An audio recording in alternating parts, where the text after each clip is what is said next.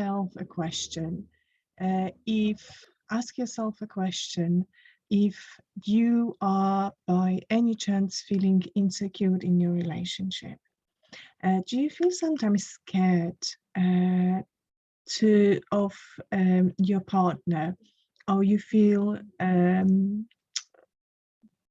that you're blaming yourself for making your partner behave certain way towards you, be it talk to you in a certain way, be it treat you in a very specific way? Do you find yourself that you can help your partner to change that behavior if you only change something about yourself? Do you find that you constantly make excuses to other people, including your family and your friends, for your partner's behavior? Do you find yourself wondering why your partner wants to do things that pleases him or her instead that pleases you?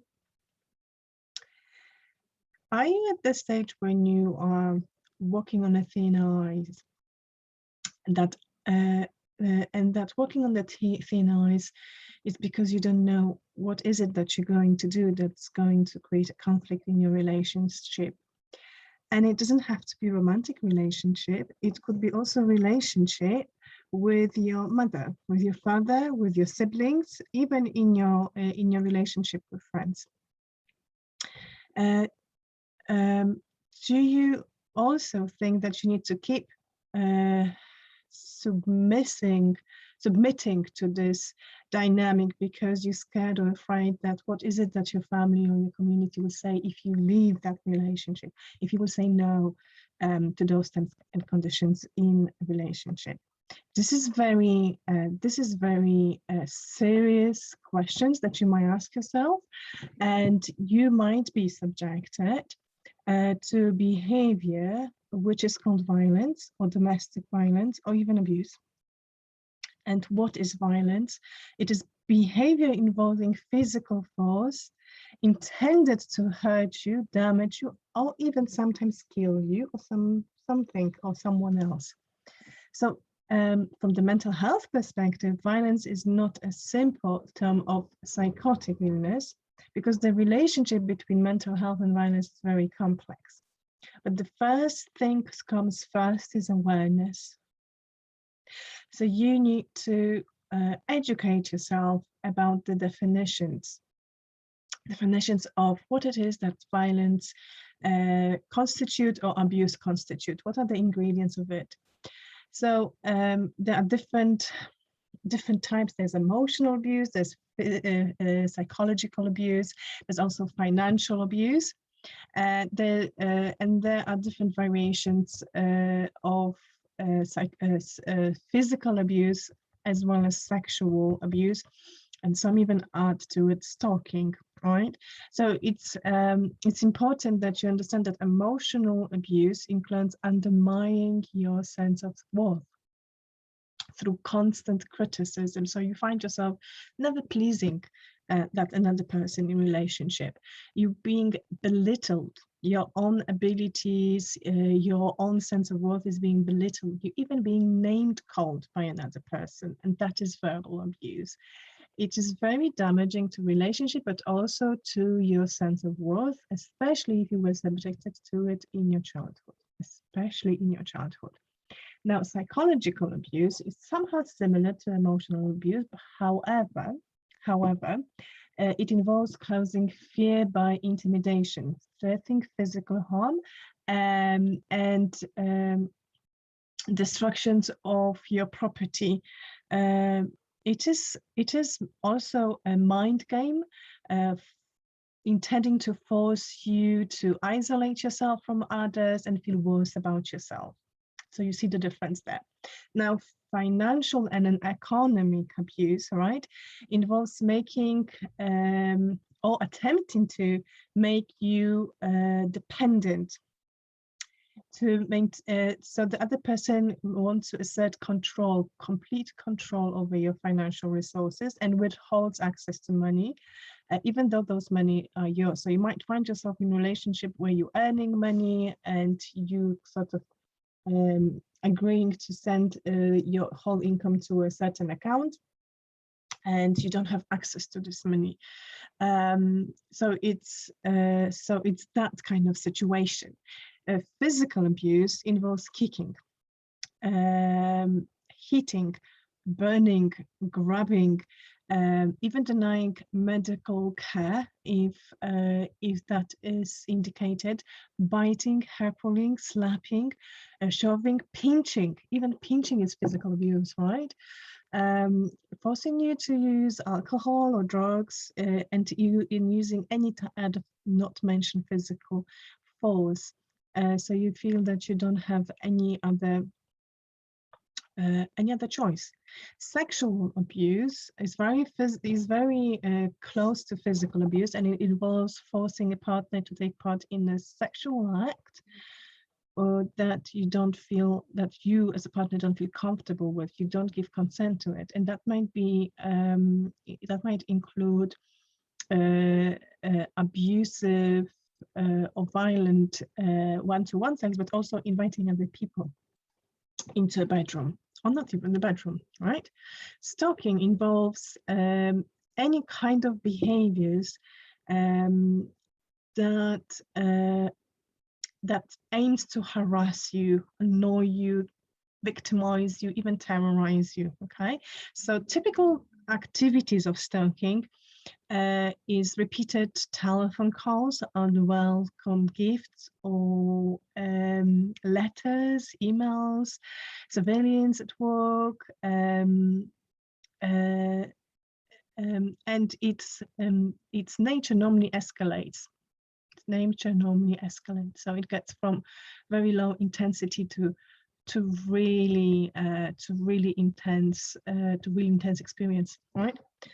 So so if you have all those definitions, it is time for you to, and you find yourself, okay, I might be subjected to it, it's time for you to up that game to another level and say to yourself, no. No one deserves, I don't deserve to be abused. The abuse that I've been subjected to, it's not my fault, and I am not alone. So it's important for you to know that there are organizations, there are laws, especially in most advanced civilizations, where you can find somewhere safe to stay. So you can report it to authorities. You can get court orders to stop this abusive behavior. You can take legal actions. You can get help from charities, not even the lawyers. You don't even have to have financial means to actually get yourself out of this situation, as I said, in most civilized countries. It's important to know that it happens also to men and women. There's no law about it. Really, anyone can find themselves. So it's like gender-free in that situation. And another step for you to take is to closely observe a partner, because the living in a violent, abusive relationship, it's something of a type of a gaslighting. You always question, you're second guessing yourself, you always question yourself. So it's time for you to refocus and start observing your partner, and start asking yourself a few questions, like question his behaviors or her behaviors, or your father behavior or your mother behavior, whoever is you think hurting you in any way. So do those people make you feel like you are unable to make decisions? Are those people intimidating or threatening you to gain certain compliance from you? Do they embarrass you, humiliate you, or make fun of you in front of other people, including family and friends? Continue to criticize you in private and in public? Do those people have a control issues and they sort of monitor everywhere you go, including your finances? Do you find that those people or that person is being sort of rough at times, grab you, push you, pinch you, kick you, choke you sometimes, or even hit you? Do they tend to damage from property when they're angry? you know, those kind of behaviors that can grow on you, especially if you're a child. So you don't consider them for odd. However, it's important you ask yourself those questions, you know, try to see them from the new light. You know, do they blame you for how they feel or how they act? Do they use drugs and alcohol and they sort of saying that it is because of you forced them to do that? Do they make you feel that there's no way out from this relationship? Do you find that you being prevented from reliving your life or even maintaining other outside this relationship bonds, like with your friends or your family members? Do you find that the anger that they're displaying, not only do they blame you for it, but also they sort of punishing you, almost like condition you. They say, well, that should give you a lesson, isn't it? So, you know, look closely at those behaviors, look closely at how you feel, say to yourself, I done nothing to deserve it. It is not normal. Although you don't know anything else better, start saying those things to yourself. And believe that if only you could open your eyes, yeah, if only you can trust your own reality, and that reality inside of you, that soul in you, those emotions in you, they're crying for your attention. There will be a light in the tunnel. It's not a situation when anyone should stay, or it's not a situation where anyone should blame themselves. So don't blame yourself. That's my message. And it is, if it's a situation of death or life, especially in physical violence or abuse situation, always try to get out from your comfort zone and think of reaching out to authorities.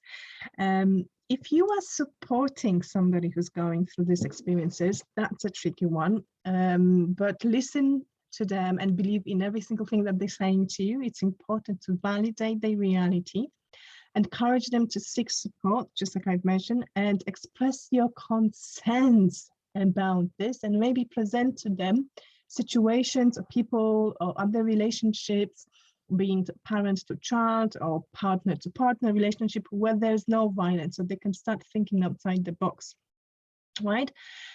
So I hope that was useful. I will see you in another video very shortly. Don't forget to subscribe to my YouTube channel, ajstherapy.com, and thank you for listening.